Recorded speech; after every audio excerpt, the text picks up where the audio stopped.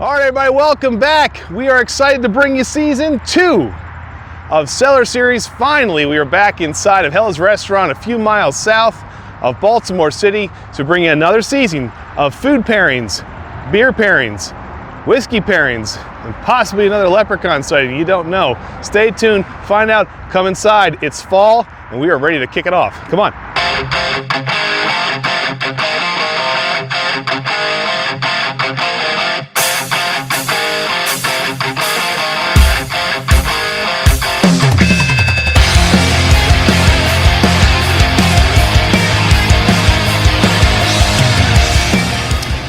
All right, everybody, welcome back to 1090, our Cellar Series, Season 2. I am Andy, this is Todd, and we are excited to see this gentleman again, Mike Stavlos, owner of Hella's Restaurant here in Millersville. We had a great time last year, did we not? Oh, of course. So we had, oh my goodness, I mean, everything from Valentine's Day episodes, Todd as a leprechaun, we had, you know, Christmas cookies and pairing with beer that I never thought would work. I mean, it was fantastic.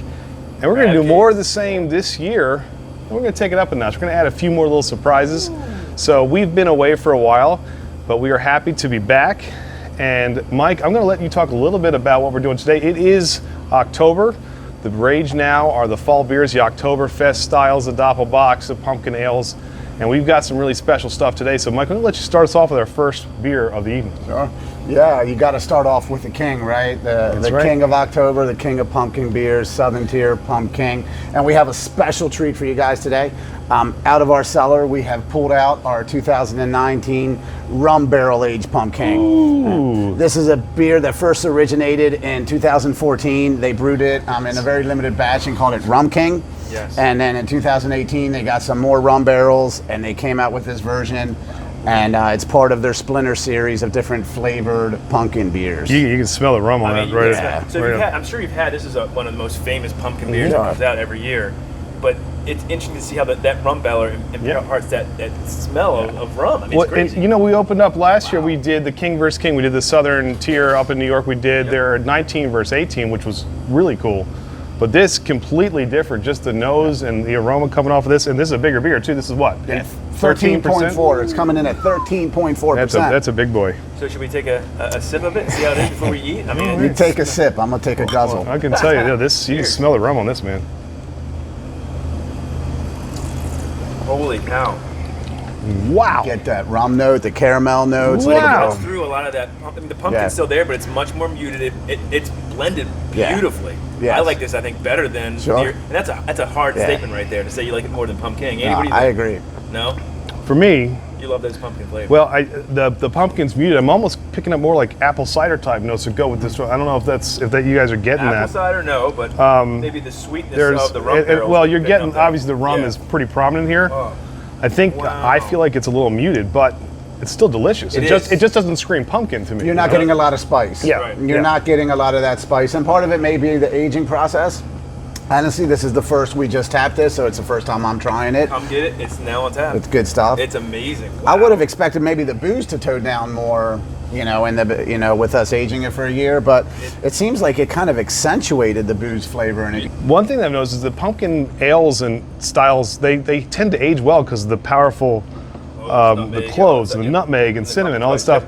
But this, you're right, the rum kind of took over this one a little bit, I think. Yeah, it definitely did. It's, But I think that's the beauty of cellaring, and it's the Cellar series, is how does the barrel and aging it for a long period of time, how does that impart flavor on the beer? Now, one of the things we do at Cellar series is we also pair it with food. So, Mike. I was just going to say, I have a feeling this is going to pair lovely with something. So, anything up your sleeve there? We got something a little tasty here, guys. Oh, look at that. So, I mean, come on. Are you kidding me? What do we got? Get a good whiff of that, Andy. I'm smelling it. Get away, Oh, see? So we have our seasonal caramel apple pork chops. This is a can't miss dish. And You kidding me? you know what I love about this? Everything? Well, the rum will definitely accentuate. We're not looking at a contrasting pairing. We're looking at a pairing that complements each other. Rum goes great with pork chops. Rum goes great with apples. Rum goes great with caramel, right? The three main components. Yeah. Now, the seasonings in this are like the pumpkin spice seasonings. Brown sugar, cinnamon, nutmeg. So maybe we'll get a little bit of the spices out of it that you're missing in the beer to kind of complement the pairing. Well, it looks fantastic, and I'll tell you, when I was saying the apple cider came through on the rum, I think this is going to pair nicely because you've got the apples on top sitting there. Man, it looks good. Look at that presentation. Mike, so this is on the special here at Hell's Now, correct? It is. You can come in and order this, grab a flight of rum barrel aged pumpkin, and then dig into this. Going in. I mean, good. Look at. I mean, you got to be kidding me. You excited there, Todd? I'm a little bit. The food is my favorite part of this. I think. I say the beer, but the food may be my favorite part of the Cellar series. What's the puree? Is that a sweet potato puree? It is a sweet potato puree. Yeah, that looks good, man. That looks good. I'm just gonna take a whiff of that. So, oh my gosh. just give a little sampling here, and you guys can then chow down as much as you want. That sounds. We might I chow down. I don't think he's got to worry about that. We'll be fine chowing down. I mean, the question here is, will there be anything left? Is my question. All right, so we've cut everything up, Mike. I'm ready to eat this. Any last words on this awesome dish? Yeah. So what we've done here is we've taken the pork chops, we rub them with cinnamon and char grilled them, and it's topped with a made-to-order pan butterscotch sauce. So we use brown sugar and butter, and then we saute the apples in a little bit of butter, toss them in with the butterscotch sauce, and it goes on top of the pork chops with the whipped You hungry yet? I'm hungry. Hungry yet? Let's do this. Are you kidding me? Oh man. Are you kidding me? Dude, that's good. Now this dish, I first created it 17 years ago to fulfill some pregnant cravings for my wife. It was this time of year. Good idea. She wanted some caramel apples and she wanted some pork chops. So we're making dinner one night and I threw it all together. Try some of the beer with it. And so did it get the craving? It was a success. I actually like this with the beer a lot. Oh yeah. It kind of cuts through that rum a little bit, which is really nice. I'm gonna go in for another one here because that was really good. That pork is so well done. Yeah. Too. It's still juicy, flavorful. It's going in pork, right, Chop? Oh. Yeah, you can't beat this. So I got to tell you, this is a beautiful pairing. I really like the way the apple, the puree, the spice that are on that pork chop complement this beer because this beer by itself is really big. And I don't think it's something you just want to kind of take out fantastic with it now. Without having something to pair it with. This is a food pairing beer to me.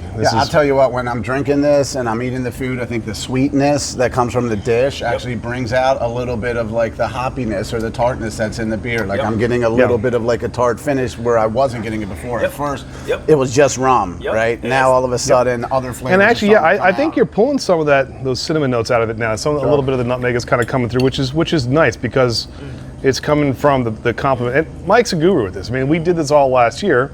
We got more great stuff this year. All right, we're not done with this episode yet. We did a great beer and food pairing, but we have one more left to go. So, Mike, let's get to it. So far, we have tried a traditional American style October beer, right? The pumpkin. Yes. And so we will transition to a Bavarian style beer that fits the season. I like it. When people think October and they think Bavarian beers, they typically think Märzens. Yes. But we are kind of deviate a little bit. We are going to go with a very old, traditional Bavarian Weizen doppelbock, Aventinus. Right, this beer from Aventinus is called Tap 6, right? And as I stated, it is a Weizen doppelbock. Right? So Weizen means that it is a wheat beer. Now, obviously, you're looking at the color, saying that's not the color of every wheat beer I've ever known. So it is also a doppelbock. Doppel means that it's double. Yep. And a bock means that it is a bottom fermented lager. It spends more time in cold storage than a traditional lager.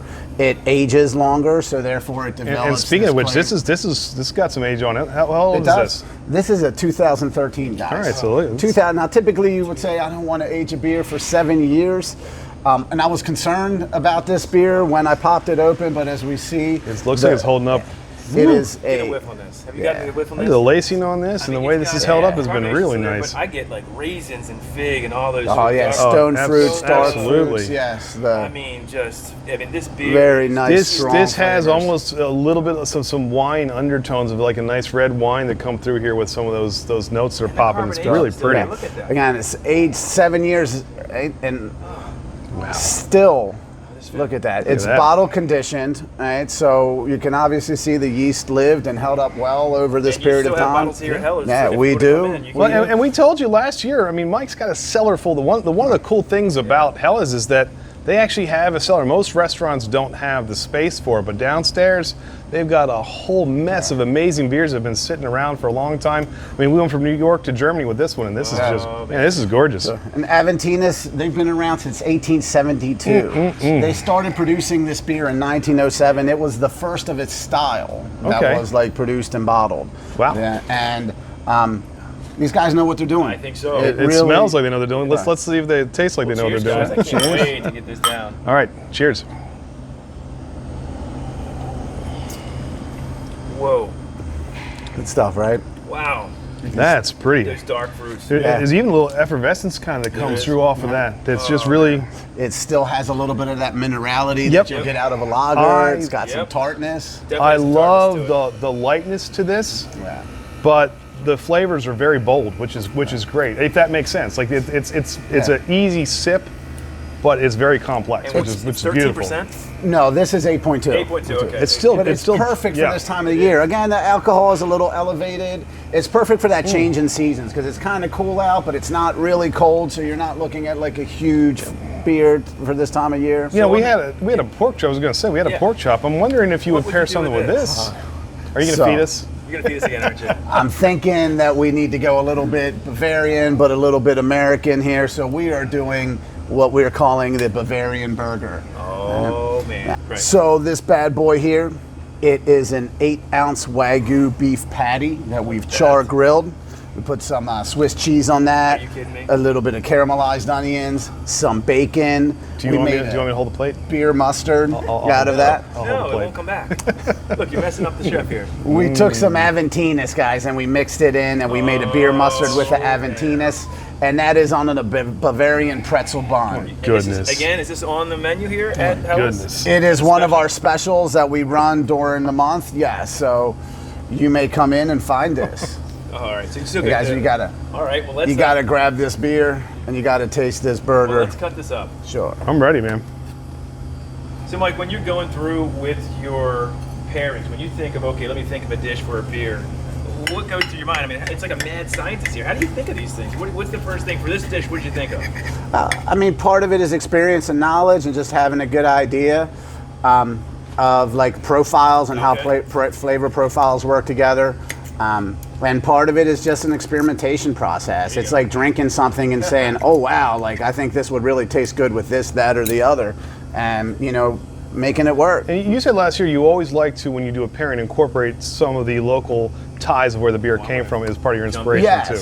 Which I think is cool. Regionality is a big part of pairing. When you start looking at pairing food with beer, I'm okay. When you start looking at pairing food with any type of spirit or beverage, you kind of want to look at what is indigenous to that region. Like a lot of natural pairings come that way. So therefore we have like pretzels and the Aventinus. I love it. Oh, guys, grab it. Andy, here you go. I was gonna wait. Thank you. No, Todd doesn't have. Pretzel roll. Us Mediterraneans have like good manners. Here, have a little bit of fries, my friend. Thank you. Look at this bacon. Here, cheese. Todd, I'll slip you the pickle. I don't know if that's a good thing or bad, but I'll take it, I guess. Look at that. All right, guys. That's the October pickle. There we go. All right, I'm gonna just jump in here and take a big bite out of that. My goodness. No. And I failed to mention, Holy cow. it's made with gorgonzola cheese as well. Yeah, the gorgonzola is on there. Holy smell. That may be the best burger I've ever had in my life. Oh my Are you goodness. kidding me? Drink this beer with that.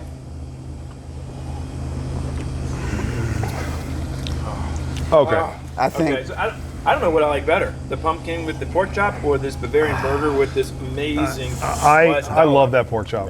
Yeah. But this I'm a burger guy. holy cow. This is one of the can you make burgers gourmet? Yep. Is the answer to this question. You can upscale burgers, and this is wow. But again, it's a great idea where you pair food with beer here. If you come into Hellish, don't hesitate to ask. Mike, you're usually here, or the bartenders will let you know what you should eat or drink with a certain food, right? It's really important. Yeah. You know, it's really important because, like, as we've noted before, that sometimes these flavor profiles, when you put them together, it creates unique flavors and brings out different flavors. Like this, when I taste that blue cheese or I taste that bacon and I drink this, it adds a whole level of body to this, right? And on the opposite side, if you are drinking the wrong thing, you can overpower either the food or the drink. And so it's good to talk to some knowledgeable people, and Mike and his staff here, they know their stuff. I'm done with that. I wish y'all had taste and smell-o-vision here, because man, this is, woo. 5D, well, you can come in, you can try it, and you can have 5D experience. The COVID experience has been an experience, to say the least, but we've transitioned really well. We've gone through the period where we're just doing curbside and pickup. We did build an outside deck. We've done a large remodel in our establishment, tried to open things up a little bit, spread it out, give people room to spread. And we have a large establishment, so we have a lot of different rooms, ample space to spread tables out and make people feel safe and comfortable. And this too shall pass, but I am glad to be back. I can tell you, we have missed you. We've missed Hellas. We've missed this. Woo-wee. This is good stuff. So we'll be back. This is just episode 1 of season 2. But stay with us, and if you like what you see from 21090, please click that little bell in the corner and hit that subscribe button. It's going to let you know every time we got a new video. Instagram, Facebook, Twitter, and Untappd, where we put both of these beautiful beers on there. Check out Hellas Facebook. Hellas has got, we'll link you up with all of their feeds as well. You can find out what they're doing. They've always got a good selection of new beers that are rotating constantly and some special dishes. That's the best crab cakes in Maryland. Absolutely, you can see that. We'll link you back to that too. We also go live every Tuesday night at 8:30 for our top 10 with 210. Mike has been on. I think he's going to come on again soon. We might have to. It was a very popular episode. So we might have to have him back again very, very soon. But we do that every Tuesday. It's a lot of fun. And if you'd like to support 21090, you can always become a member. We've got the applause button down below that we are actually beta featuring from YouTube, which is really cool. So until next time, man, this has been great. Thank you, Mike.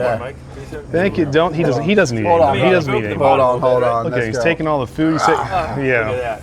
I gotta have something Look at to choose that Bavarian October strength. Prost. Yamas. Yamas. I remember. Did I say that right? You did. Not bad for an Italian. See that? I'll take it. Not bad for an Italian. Italian, a Greek, and an Irishman walking the bar. What happens next? There's a joke there somewhere. Cheers, everybody. We'll see you next month. Beautiful. Thanks, Mike. Ooh.